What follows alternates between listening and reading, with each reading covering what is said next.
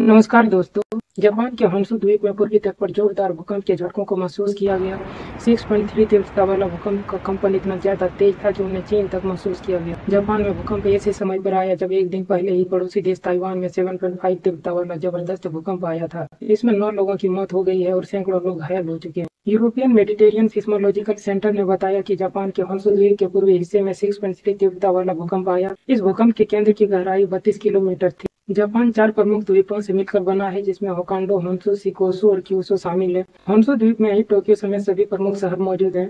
Japan में बुधवार को भी भूकंप के झटके महसूस किए गए थे, जिसकी तीव्रता 6 के आसपास थी। ताइवान में आए भूकंप के झटकों को फिलीपींस और चीन तक महसूस किया गया। हालांकि सबसे ज्यादा असर जापान में दिखा, जिसकी वजह से तुरंत सुनामी अलर्ट जारी किया गया और कुछ समय बीतते ही जापान के दक्षिण पश्चिम तट पर 3 मीटर ऊंची लहरों को उठते भी देखा गया। जापान दुनिया के उन देशों में शामिल है जहां सबसे ज्यादा भूकंप के झटके महसूस किए जाते हैं।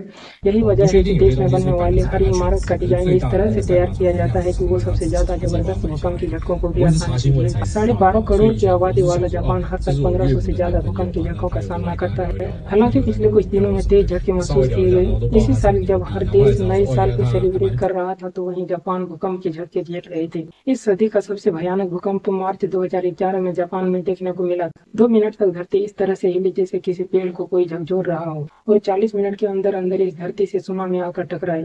समुद्र का पानी मलबा शहर और गांवों में जा पहुंचा। साथ ही न्यूक्लियर पावर प्लांट भी खतरे में आ गई।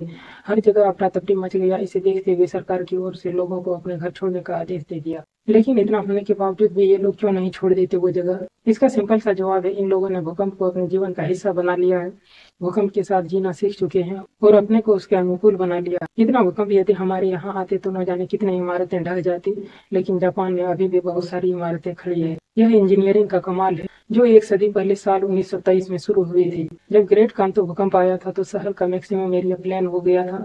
इस भूकंप के बाद जापान में पहली बार भूकंप रोधी बिल्डिंग को कोड किया गया और इसके बाद बनने वाली सभी बिल्डिंग के लिए स्टील का इस्तेमाल होना जरूरी हो गया। ऐसे तो जापान में ज्यादातर घरों में लकड़ी का इस्तेमाल किया जाता है, क्योंकि भूकंप यहाँ आते रहते हैं और जब यह घर गिर जाते हैं तो इन लकड़ी को फिर से असेंबल करना थोड़ा आसान होता है। लेकिन इस बड़ी त्रासदी के बाद लकड़ी के घरों में भी मोटे बीम का होना जरूरी हो गया। सबसे बड़ा बदलाव साल 1981 में देखने को मिला, जब सब नई इमारतों के लिए भूकंप के उपायों को लागू कर दिया गया। फिर आगे जाकर साल 1995 में कुछ और प्रावधानों को जोड़ दिया गया और इन सभी उपायों का सीधा सीधा असर साल 2011 में देखने को मिला।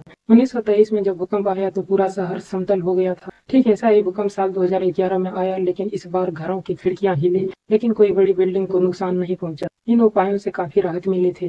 जापान के अलावा दुनिया में ऐसा और कोई भी देश नहीं जहां इतना भूकंप आता हो और इन सबसे लड़कर अपने आप को फिर से खड़ा कर लेता हो।